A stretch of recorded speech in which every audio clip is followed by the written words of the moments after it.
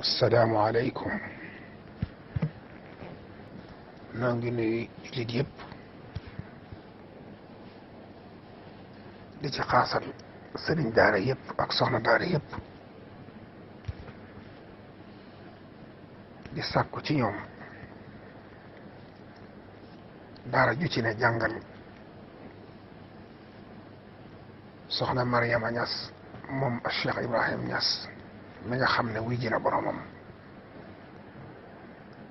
te liggéeyal alquran liggéey boo xam ne Sénégal gépp mën nañ koo seere kon mboolem ñi bokkal tool bi daaray alquran yi ci Sénégal yëpp na ngi fàttali suñ bopp di leen fàttali waar wii mu newoon di toolub alquran di ci bay te bay ci mbay nu rafet boo xam ne ràññiku na lool ba jullit yëpp seere ko bu demee boo ci liggéey bay wuy ji boromam war naa am limu kaamil yoo xam ne ku deful ne moom rek war aw doo ko am kon nag ñëpp maa si jàngalu kaamil yu bare ngir dundam gi mu jeexal ci alquran ak ñi mokkal loo alquran te la yahdiyana allahu bika rajulan wahidan xayrun laka min humuri naam waaye nag li ci sunu war a gar moom fexe ba sante ko gërëme ko njukkale ko alquran ju doy yoo xam dana ko jiitu ca bàmmeelam bala ñu ko denc kon nag noo ngi koy ñaan suñu bokki jullit yëpp suñu bokki sëñ daara yëpp ak suñu bokki soxna daara yëpp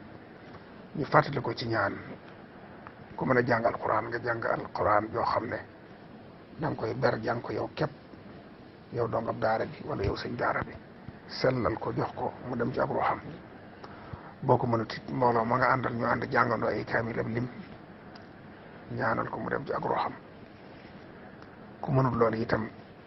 nga jàng ab lim ci suratul ixlaas salaatu ala nabi lu waaye man ci lu baax rek